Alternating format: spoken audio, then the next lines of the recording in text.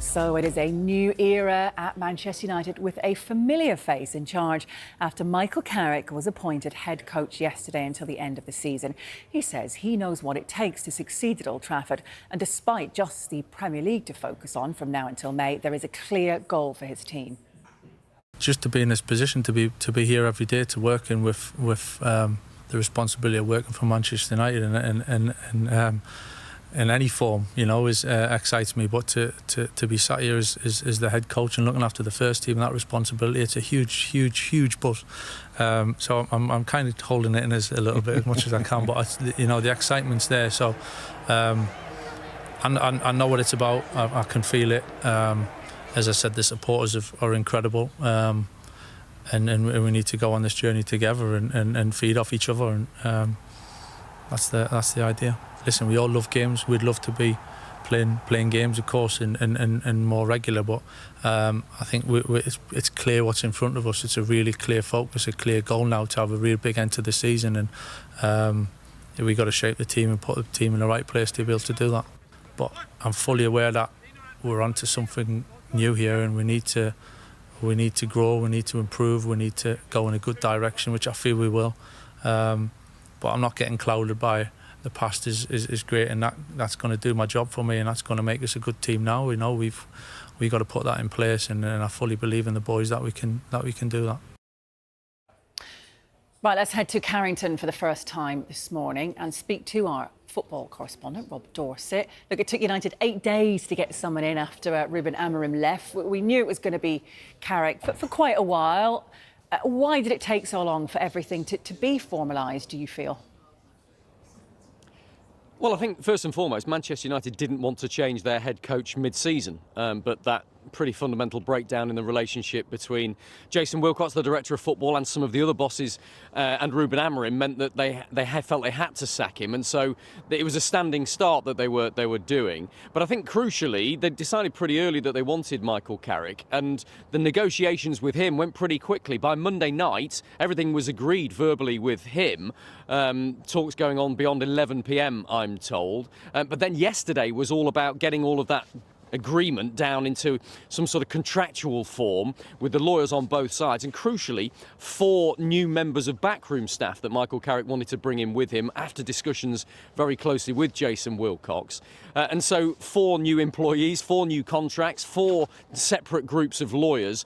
All of that had to be done, and I think United wanted to get that all across the line at the same time so they could announce it as one package, if you like, one group, one team of coaches that were going to take Manchester United forward for the remainder of this season. But we have seen Michael Carrick arrive here at the Carrington training ground this morning. It was still dark when he arrived, with Jonathan Woodgate, his long-time friend and assistant manager with him at Middlesbrough, alongside him in the passenger seat. They arrived at 7:51, ready for their first day at work. And I think United wanted to put the hurry up on this so that everybody was in place for today.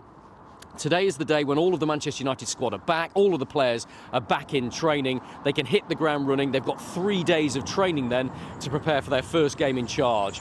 The small matter of the Manchester derby, live on Sky Sports on Saturday lunchtime. It's a baptism of fire for Michael Carrick and his team, because they've got Arsenal straight up after that as well. But he's here, he's ready, and it'll be interesting to see what sort of message he's got for those players when he finally gets in front of them. Yeah, absolutely, Will. And as you mentioned there, obviously it took a while because of these backroom staff, which raised a bit of some eyebrows. Steve Holland in, you mentioned Jonathan Woodgate, Johnny Evans as well has been in and around the club, and Travis Binion. Not a great deal of experience apart from Holland, who's been out of a role for a while. So what are we thinking about the setup around him then? I think it's really interesting. From Carrick's point of view, I'm told he's delighted because he feels he's got the right combination of experience and people that he knows and trusts and that are loyal to him as well. That's Jonathan Woodgate. That's other members of his backroom staff as well. Johnny Evans, that knows Michael Carrick very well, of course. But Steve Holland is a bit of a coup. And the interesting one there is that nobody knew each other here. This is not a situation where Michael Carrick or Jonathan Woodgate or even Jason Wilcox had any dealings with Steve Holland in the past. But crucially, he was available without compensation and very keen to get involved. And I think it'd be a big day for Steve Holland as well. It's a long time since he's been got involved in the day-to-day running of a football club. Of course, we know most recently as assistant to Gareth Southgate with the England national team, going to 4 major tournaments. But before that, he was absolutely key for Chelsea. Employed back in 2009 for them when he got his big break, really. Worked under Andre Villas-Boas, then Roberto Di Matteo, Rafa Benitez, Jose Mourinho, Gus Hiddink, Antonio Conte. Hugely experienced working with these sorts of elite coaches. And so I know he's great on the training field. We know he's very, very good tactically. To have him alongside Michael Carrick, I think, is a real boon for him. And from Manchester United's point of view, Jason Wilcox's point of view, I think they've got a nice balance in that coaching staff, so that coaching setup now, to really take this team forward. Of course, it'll all depend on whether they can get European and hopefully Champions League football. They're out of both cup competitions. There's no European football for Manchester United, so the goal is very singular. We heard Michael Carrick talking about it there. Get European football, get Manchester United as high up the table as you possibly can with a solid Premier League finish, and then the club can move on from there. You mentioned, didn't you, already, it's going to be a tough start for Carrick and his team with the Manchester derby first. If they do manage to guide United into the Champions League, do you think they have any chance? Does he have a chance of getting the job permanently? What sort of promises do you think will have been made, or what is he aiming for?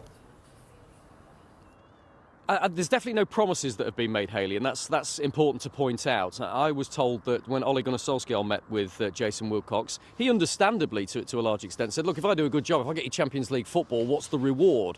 I'd like something written into my contract that says if I achieve that, then there's a substantive contract on offer at the end of it. No such requests from Michael Carrick, significantly. I think he's played a blinder here. I think he's managed the situation very, very well. He knows the best way for him to get the long-term job at Manchester United is to get Champions League football, to win matches, to get the crowd and the Manchester United support behind him. And he's got the perfect opportunity to do that with 17 games of the Premier League remaining. But as things stand right now, I don't think he is a realistic contender for the job long term. I think Manchester United have learned a lesson from appointing Ruben Amorim and Erik ten Hag before him, that they need somebody who is one of the elite of world coaching. They need somebody with a big name who can cope, who has the personality to cope with the size of club that Manchester United is and the unique challenges that it poses. And if you're talking about Thomas Tuchel, Carlo Ancelotti, Roberto De Zerbi, Luis Enrique, for example, maybe Marco Silva,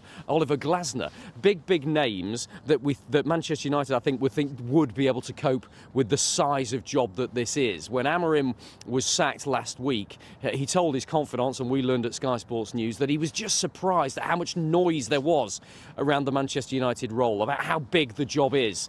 I don't think Manchester United will make the same mistake again and appoint an up-and-coming coach. I think they want somebody who's been there and done it. But look, Michael Carrick is the man in possession. He has an opportunity. A horrific start. Manchester City at home, Arsenal away. If they can get some results in those 2 matches, well, there'll be a positive mood, won't there, to take United through for the rest of the season.